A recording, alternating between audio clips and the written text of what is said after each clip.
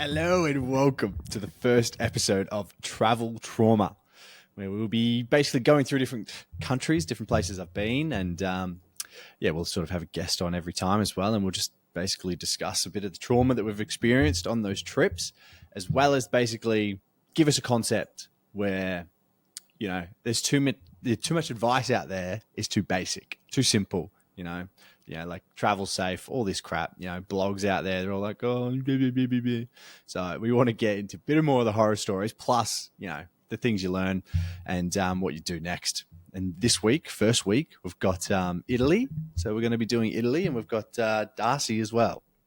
Hold on, how the fuck do you introduce the country before the guest or co-host? I don't know what I am at this point. Your guest, don't you dare try to steal co-host.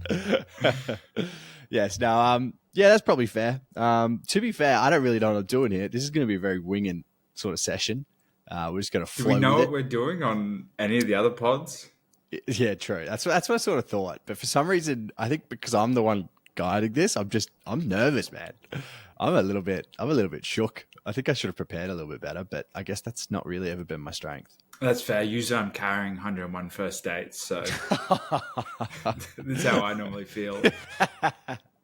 Yeah, well, I do remember when we went to Italy a couple of years ago. I do remember I did a fair bit of the carrying. You did a fair bit of giving me sleep deprivation and trauma. I'll admit, it's sort of interesting because when people you don't really know someone until you travel with someone. And we're brothers. So we've known each other our whole lives. But for some reason, I don't think I fully knew you. I think that the intensity of traveling and the way I like to travel, I just thought you'd be able to come along for the ride and the adrenaline of the location and everything, you'd be fine. But no. That lasts the first couple of days and then the grind. It was just the lack of sleep that killed me. Mm. And then you sort of found out as well that that I don't really eat when I travel. Yeah, I know. You travel Italy to get food and stuff. Yeah. I don't eat that much when I'm at home. I don't have breakfast. But when I'm overseas, I want to be eating a lot. Yeah. I lose weight. I'm still losing weight. I need to eat more. Yeah, that's wild. So yeah, I'm definitely the opposite. I don't know why. I don't eat that much. I'm so busy that I'm just doing things. And then, yeah, mind you, in Italy, the pasta and the pizza, when we'd go out for dinner, we'd get a pizza as an entree and then we'd have a pasta as a main. So you'd absolutely chock it. Yeah. And then I had to beg you to get gelato and stuff. I'm we're in Italy. Can I have a treat, please? I've been walking for 5 hours. That's actually true. Yes. Well, before we get into Italy, I want to get a bit of your sort of travel resume. Sort of how many countries have you done? Your favorite country you've been to, and if you've got another trip in the pipeline. So what have I done? So I've been to Bali. So that's Indonesia. I've done. Oh, sorry, but did you say Bali? You're just claiming Bali is the whole of Indonesia. No, I've been to I might say Indonesia. You've been to Indonesia. No, fair enough. I guess I've technically been to a couple of the islands. You've convinced me. Outside of it. Bali is Indonesia. I think it's separate. You call it Balinese. It's a different culture there. Yeah, I was just sort of taking the piss, but let's not get in the weeds of that. So Netherlands, Germany, Austria, Italy, France, UK, Belgium, and I think that's all. Oh, and Vietnam as a kid, and Singapore. Yeah. And favorite? Probably Netherlands. Really? Amsterdam. Yeah, just the. Is that because it was the one country you didn't go with me? This is sick. That could have eat all the food part I want. It was just the scenery, the flowers and stuff, and people party hard there. But then next day, you see people just doing yoga in the park and riding around on bikes and stuff. It's just so chill and peaceful.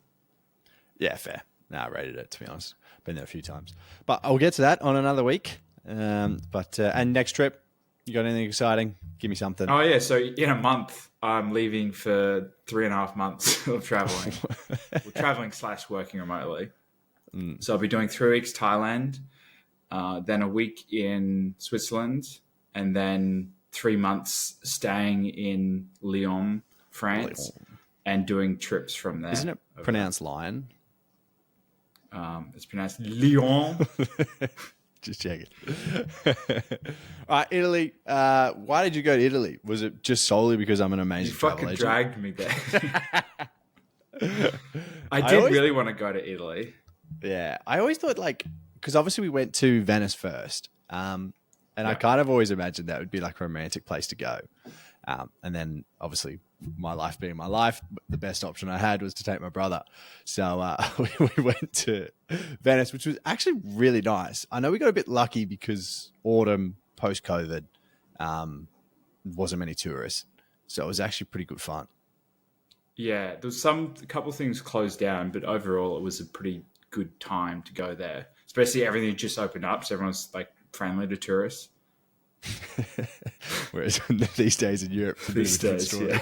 Yeah. When their economy's fully based on tourists in a town, they still treat them like shit. To be fair, it's kind of like us back in Noosa. True. Yeah. Well, yeah. So we did what? Venice. Let me think. Rome. Pompeii. Yeah, Pompeii. Naples. Yeah, Naples. Oof. Thoughts? You weren't even wanting to go to Naples. Actually, I think I had to push you to go to Naples because I wanted to see Pompeii. And you were like, oh, we've done Italy, next country. Fuck off. What? That's ridiculous. No, Pompeii, that was cool. That was cool. Yeah, Naples was fucking That was my biggest sketch. thing I wanted to see in Italy. Yeah. That's why I definitely pushed for that one. Yeah, Pompeii was sick. But Naples, mate. Give me something. It was a bit sketchy. Yeah, it just had a feel about it. Just had like this feel, like it was a bit off compared to the other like Italian cities. Yeah, sort of anywhere. Like I've done South America and done lots of sort of dodgy countries, but Naples kind of felt the dodgiest. Like you didn't see anything like particularly bad. Totally. Technically, they're innocent. I couldn't pledge any case towards a jury right now, but there was something like we went out for dinner and then we finished dinner at like 10 o'clock and we're like, oh, we'll just walk back to the hostel. And we were just sort of walking on the streets and we're like, nah, we shouldn't walk on these streets. And I don't even think we saw anyone, but I was still just like, something's not right. Like, there were some areas of the city I remember walking in where there was just like no one. They were just like dead. It was so weird. When we're like trying to find this like train station, that whole area was just like, it was like abandoned. I was like, what the heck? It's pretty funny. Like you felt safer once you got onto the metro or the subway. Yeah. Like, which is sort of, they're sort of the really dodgy spots in like a lot of countries because like, oh, it's underground. Yeah, it's all dodgy. But like, it was dodgy finding wherever the little tunnels were to get there. But once you're in there, you're like, oh, sweet. Yeah. Yeah, that was it. Naples was interesting. My favorite part though was like as soon as we landed and jumped in a taxi and we like this random guy that clearly he wasn't at the front of the taxi line, his taxi, but he grabbed us, threw us in, and all the other taxi guys are just like yelling at him, and they're all like got their hands up, and he's like, "Oh, I'm sorry, like I'm sorry." I was like, "Holy shit, we're here, we're in Italy." My favorite part was when we walked for like 3 hours to this like secret cove with like really pristine water and stuff, and then you didn't even want to have a swim.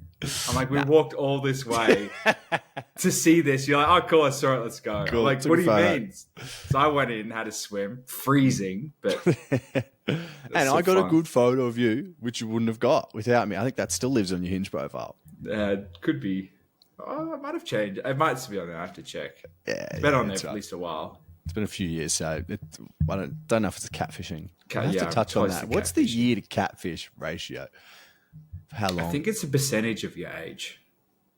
So as you're older, you change shit, that makes sense. That's pretty good. Huh. Why don't you say this shit on 101 First Dates instead of the dribble you dish up? Because on that podcast, my role is the chaos causer. Yeah, well, feel free to bring some chaos here because you did bring a little bit of chaos, I believe, in a hostel or two. Potentially, yeah. Some things happened, and I guess that leads me into the Rome story. So this was a period where we were just constantly traveling New Hostel like every day almost. And we finally, somehow they screwed up our rooms and they gave us like a private room, but it was like just one bed. And so I was like, well, I actually made sure of that. I booked it, just a double bed. I was getting really mad. So I was sick of your snoring. I was like, I need it. So I met this girl, and she was staying in the same hostel as us. But then that night we were in the private room. She was staying like the outskirts of Rome in like this kind of like camping ground type thing, like glamping. Like she wasn't a tent or anything. It was like a cabin. And the next day the Pope was coming. So I was like, cool, I'll let you have the bed. I'll go stay with this chick. And we had to like, the train line took us ages to get out there. Then when we got there, there wasn't like any Ubers. So I was like, oh, it's not too far. Let's just walk, like half-hour walk. And so I'm walking. Well. I'm like, we're in like the suburbs here, like at a country I don't really know. Like I have no idea how safe this is. And then as we're walking, like the Google Maps was wrong. Like it said there was a road like straight ahead to like go towards that way, and there was none. I was like, oh shit! Like I've never had Google Maps be wrong before. Like we can't walk. And then so I had to wait. We had to wait 15 minutes for an Uber, or maybe it was 20 minutes. With like our backpacks and everything on, like I felt so vulnerable. And then we finally got there at like midnight, I think. Jeez. And there was a line for an hour to like check in or whatever. What? Yeah, it was insane. I don't understand how slow it was. So like, I think I went to bed probably like 1:32 or something like that. And then I had to wake up at like 5:30 to then, because I remember we were talking about seeing the Pope. And we're like, all right, we've got to be there early. I'd message you. I was like, all right, I'm waking up early to do this. This is like one of the cool things to like see Easter, that we're here over Easter. Yeah, the Pope's address. And I was like, okay, like we've had a bit of friction, but let's just do this one thing. We'll meet you there. We'll be back. Last time we see each other. The idea was to like get some sleep like apart and kind of re-energize, but I was so sleep deprived. And I remember I caught a bus from that random town. I remember walking out there, and I remember the bus driver was talking to me in Italian, asking for a fare or something. I was like, oh, cool, thank you. And so I get there early, but you need like a ticket to get into the main area. So I tried to get in the main area. They don't let you. I managed to get through the security in the outer perimeter with a deodorant can, which they just didn't really check because I guess I was there early and they weren't really checking much. And so I waited there by myself for like 2 hours. And Hayden... Was it 2 hours? 2 hours. I love that. I don't think we've ever really addressed this story because I knew there was trauma attached to it. There's a lot of trauma. And over those 2 hours of me, my back is killing me. I'm just seething. Just building and building. And then some people like left near me to like go into another section. I was like, okay, it's weird. Everyone's speaking Italian, so I have no idea what's going on. And then after maybe like an hour of like people leaving, so after I was there for an hour, people started filtering around. Then I realized, oh, maybe they're actually letting people into the main section. So I went over because I had a great spot on the fence outside of it. So I'm like, all right, I'll give up this spot and go see where everyone else is going. And then they were letting people in. And I was one of the last people to get let in. But the problem is because they didn't search my backpack, and everyone else's had been searched before this point. It's kind of a formality. They search it, and I had a box of condoms in my backpack and a deodorant can. What a flex. As I'm going into like one of the most holy places on earth. I'm pretty sure. He grabs the deodorant can, he's like, what is this? I was like, oh, sorry. I've been sweating because I've been shagging, obviously. And then so I get in, and then probably another hour or so in there, kind of further to the back. I can see a bit. I could see the Pope and stuff, but not super close. And then the icing on the cake that really just took me over the edge was Hayden. You came like an hour later than me, or 2 hours later than me. But because you went straight into that section, you were way closer to the front than I was. And that just pissed me off so much. that I'd waited an extra 2 hours and got a worse spot. Yeah, I And I know. was Like, just seething that day. I think did we go to the Coliseum that day? Or was that a different one? or maybe, yeah. Because I remember just being so angry at the Coliseum. I reckon it must have been. Yeah, let's just put all those angry day in the one day. Like for me, because I went out that night. I was like, sweet, got rid of the little brother for a night. You know, kids at home. I can do whatever I want. And then just did a pub crawl and just met these Kiwi lads and just sort of kicked on from there. I do remember actually on that pub crawl. It's one of the most embarrassing moments I've sort of experienced in life. At an Irish pub, and it was sort of 2 levels with a staircase in the middle of it. And I went up the stairs and I had my drink, sort of 3/4 of the way through it, and then I was like, okay, maybe actually I'll go back downstairs. Went back downstairs, and obviously as I was going back downstairs, slipped, and then just slid like on my ass down probably 3/4 of the stairs. So like it was so bad. And obviously everyone's like, oh, looking over. And I'm like, oh God. And then, but I managed to like keep my beer up. So I didn't actually spill any of it either. No, that's a bit of aura back. Yeah, I was like, oh, a bit of self-respect. But yeah, that was pretty traumatic. I've never fallen downstairs, I think, in my life, except for that one. And it would just happen to be, you know, when you're by yourself, sort of trying to make friends and you do shit like that. You're like, fuck. Yeah. And then, yeah, that night I didn't get back until like 4 a.m. So that private room got 2 hours work.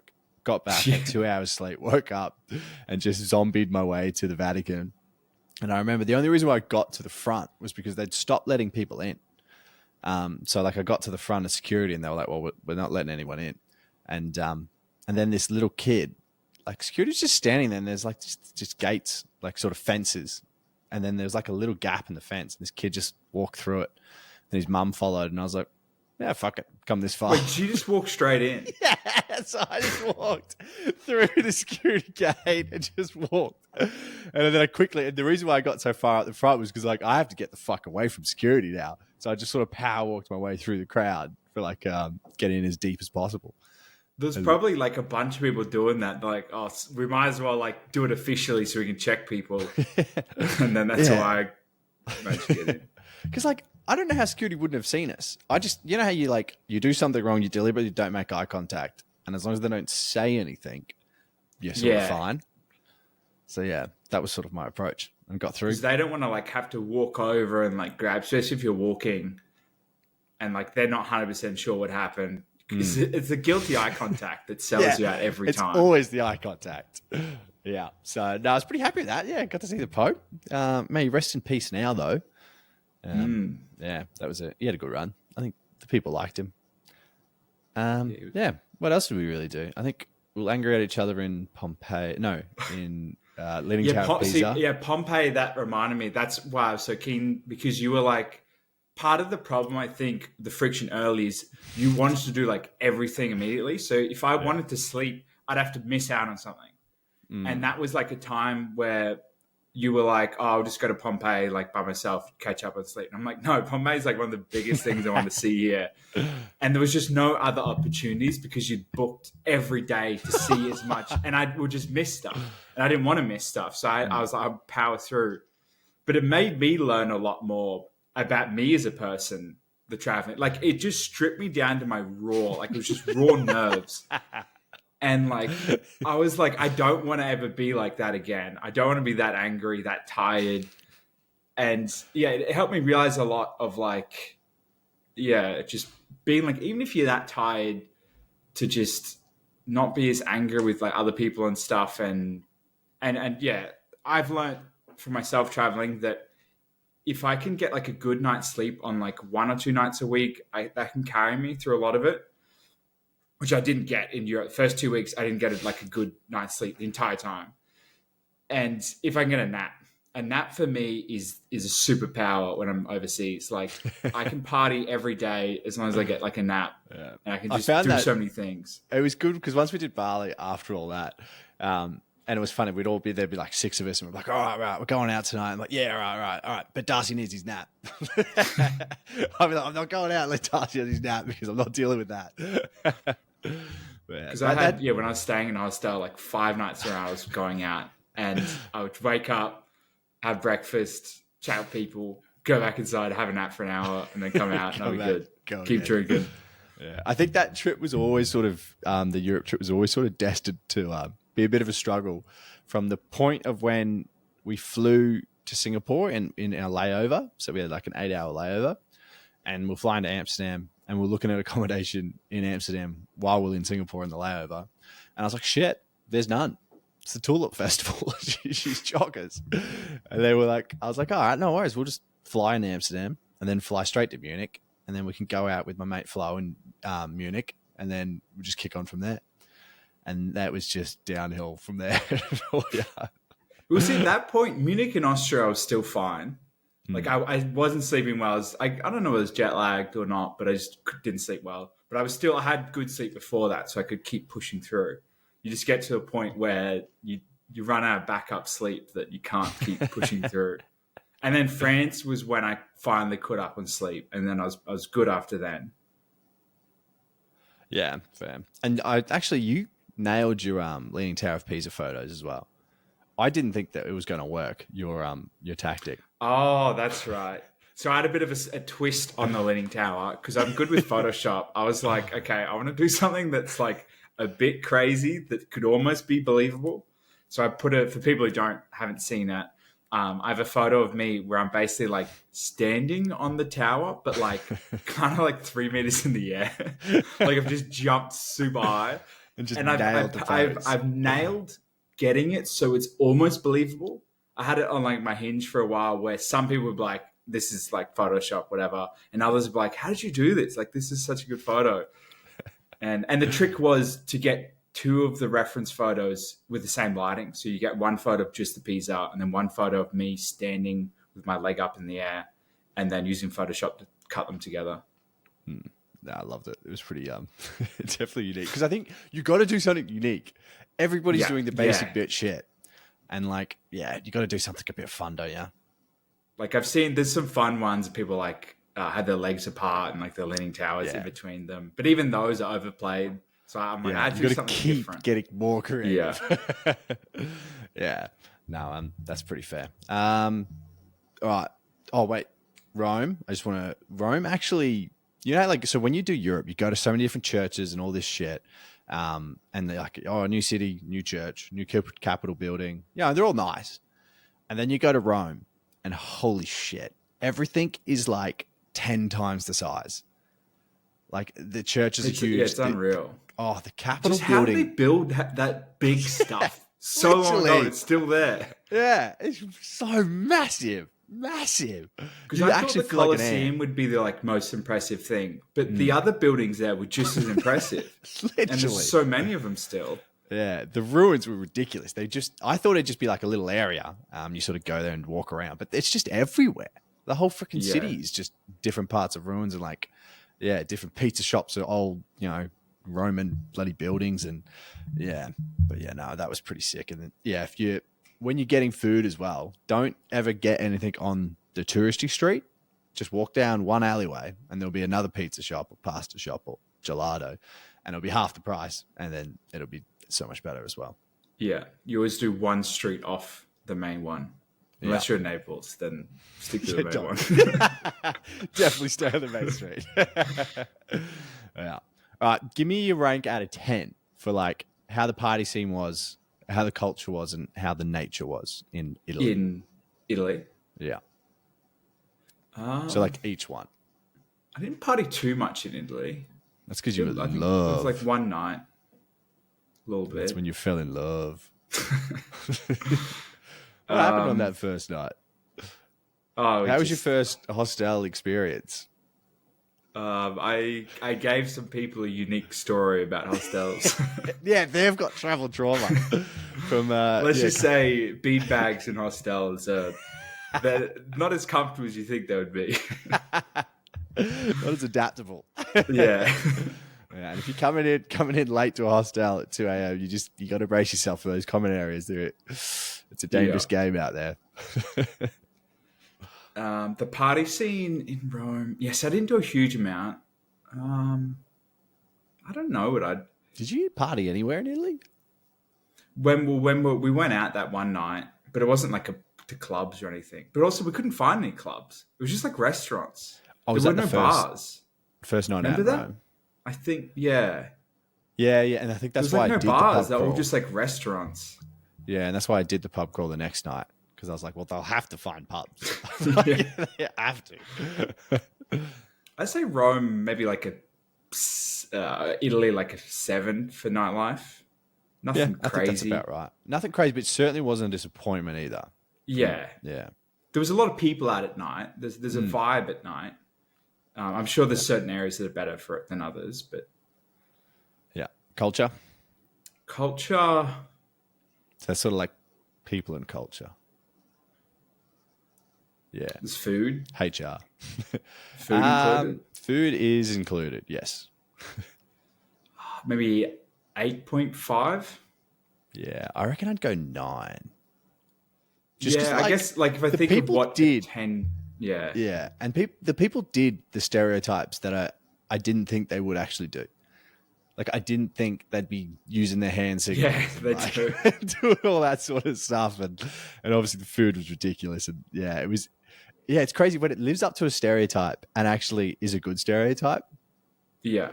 I was like, big tick for Rome. Yeah, the food there's unreal. Italy. Like maybe I'll go back. Like I already did a fair amount of Italy, but when I'm in Europe, I may go back just for the food and I guess I didn't check Florence out. Maybe that'd be a city to go to.